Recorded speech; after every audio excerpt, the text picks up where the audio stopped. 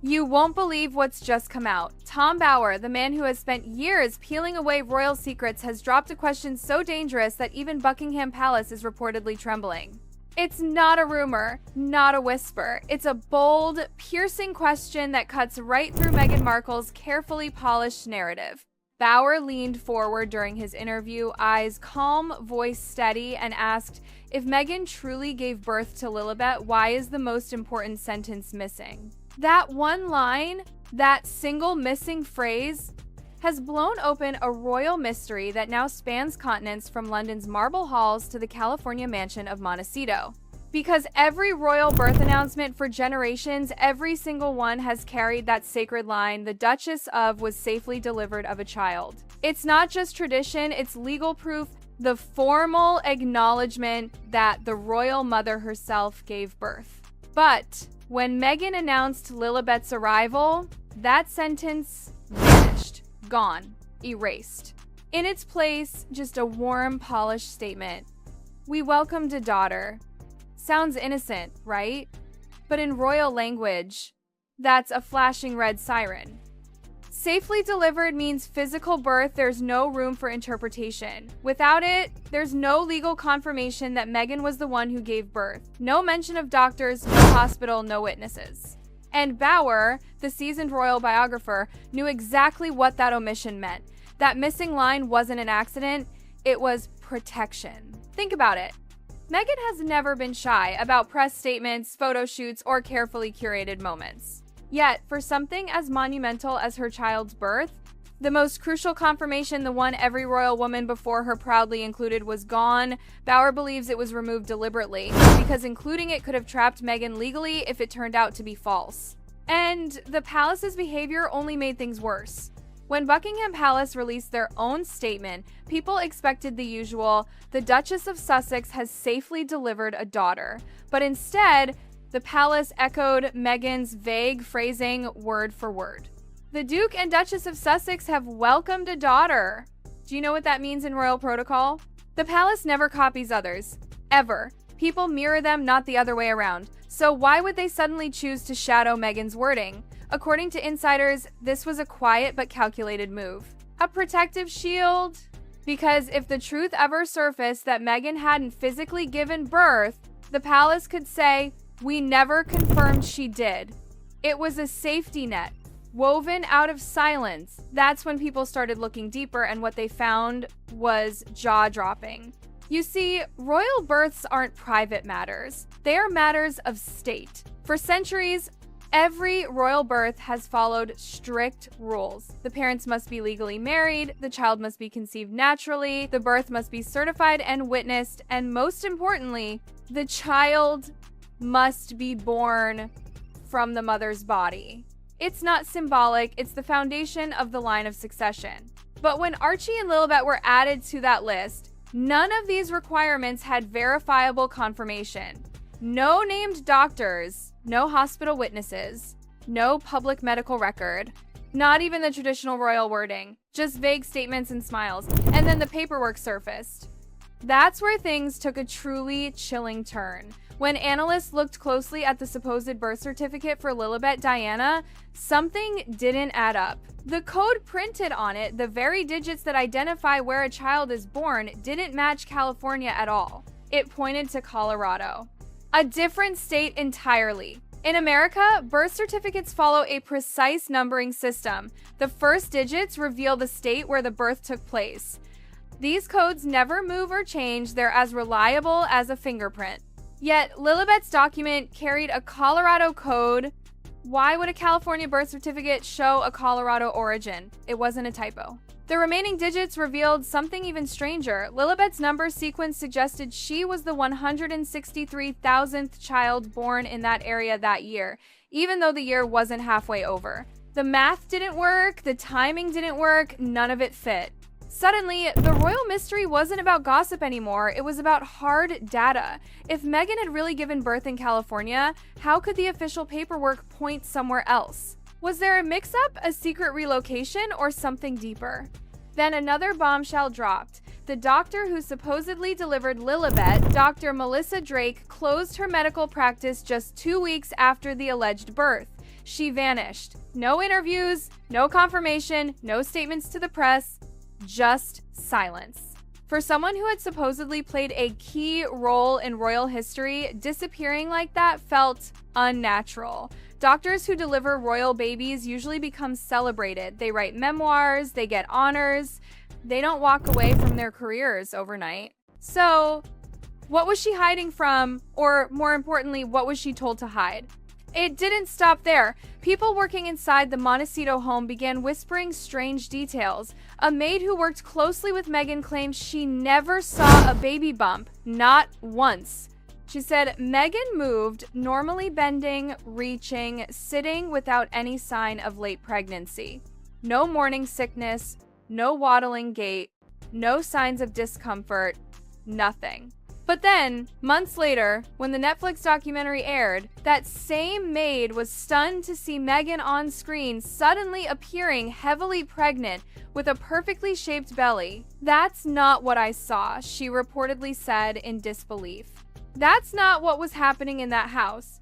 She claimed that when she later saw a baby in the home, she assumed it was the same child she'd seen before, not a newborn.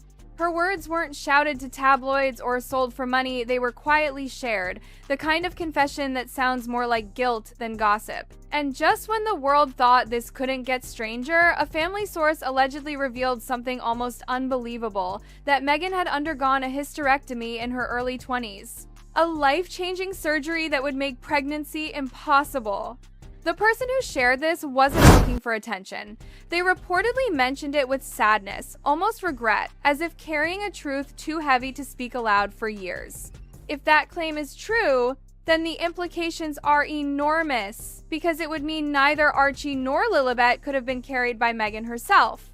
And suddenly, that missing sentence, safely delivered, becomes more than suspicious. It becomes explosive. Imagine the legal chaos if Meghan had written that line knowing it wasn't true. It would be perjury on a royal scale. So, the line vanished.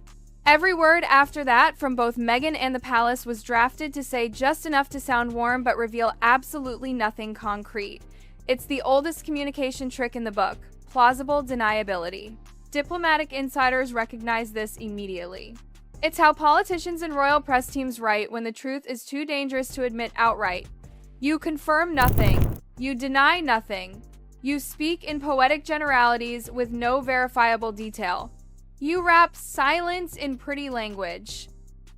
When Meghan said, "We welcomed a daughter," she wasn't just being sentimental, she was stepping out of legal responsibility. And when Buckingham Palace repeated it, they weren't being polite, they were protecting the institution. And that's exactly what makes this entire story so chilling. Every side played safe. Every statement was written with the precision of a legal document designed to avoid future liability. Not one line mentioned delivery. Not one sentence confirmed a doctor or hospital.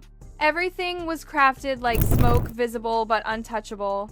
At one point, an investigative journalist filed a Freedom of Information request to confirm whether Archie's birth had even taken place at the Portland hospital, as was publicly claimed. The request didn't seek medical records, just a simple confirmation of location. But the response they received was extraordinary. The government said they were not in the business of delivering babies, and that the information was held not by the hospital or Department of Health, but by Buckingham Palace. And because the palace isn't a government body, it's not required to comply with such requests. Translation: the truth is locked away forever. That's when the silence became deafening. If everything was so simple, so straightforward, why block even the most basic verification? Why refuse to confirm a hospital name? What could possibly be so dangerous about acknowledging the birth of a child? At this point, the story stopped being about Meghan Markle, the actress turned duchess. It became about the monarchy itself, the crown, the ancient laws that hold its legitimacy together. Because royal succession isn't a game, it's a legal chain that cannot be broken or forged. For a child to enter that chain, every rule must be met. Verified birthplace, identified doctor, certified witnesses, and the mother's physical delivery. Without those, the entire foundation begins to crack. And that's what Tom Bauer was really pointing to. His question wasn't about gossip, it was about constitutional truth. If those births cannot be legally verified, then the line of succession itself stands on uncertain ground. So here we are, years later, with a list of unanswered questions long enough to fill a royal archive. A missing sentence, a birth certificate coded for the wrong state, a doctor who vanished, a maid who swears she saw no pregnancy, a family member who claims pregnancy was medically impossible, and 2 royal children whose legitimacy is protected by silence. This isn't the plot of a movie. It's a real-world riddle that even palace aides whisper about behind closed doors. Because what happens if this ever comes to light officially? The monarchy can survive scandal. It survived affairs, divorces, and public outrage. But uncertainty, especially in the line of succession, is something it cannot afford. Even now, the world isn't shouting. It's watching, waiting.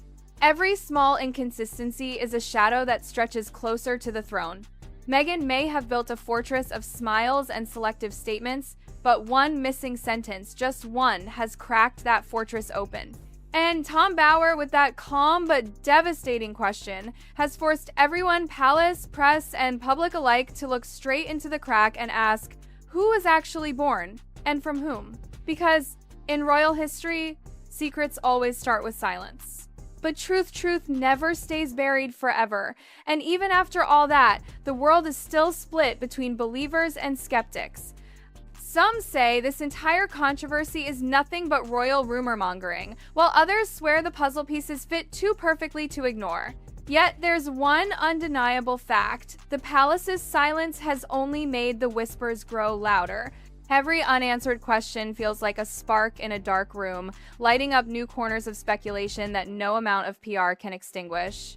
Tom Bauer's revelation didn't just reopen the old debate, it reminded the public how fragile the monarchy's image really is in the age of global scrutiny. Social media now dissects every word, every gesture, every timeline. People have compared photographs, cross-checked dates, even tracked the color of Meghan's outfits during supposed trimesters. And every tiny inconsistency adds fuel to the fire. This isn't the old world where secrets stayed locked behind palace gates. Today, the world is the palace's audience, and every click, every replay becomes part of the trial. Meanwhile, insiders whisper that the royal household fears one thing above all: documentation. Because documents never forget. If even one authenticated medical record, travel log, or witness account contradicts the official story, the chain reaction could be catastrophic, not just for Meghan and Harry, but for the credibility of the crown itself. Imagine centuries of orders shaken by a single discrepancy in a birth certificate. It's the kind of twist even the most seasoned royal correspondents could never script. And then there's the emotional side, the quiet ache of a family at war with itself.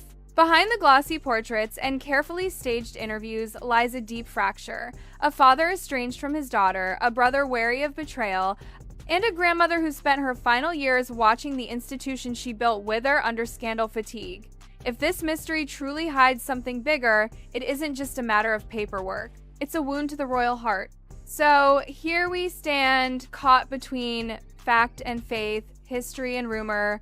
The palace keeps its lips sealed. Meghan smiles as if nothing's wrong.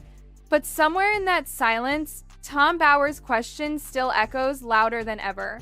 If Meghan truly gave birth to Lilibet, why is the proof missing? Until someone answers, the crown will keep living under that shadow and the world will keep watching, waiting for the day the truth finally dares to speak.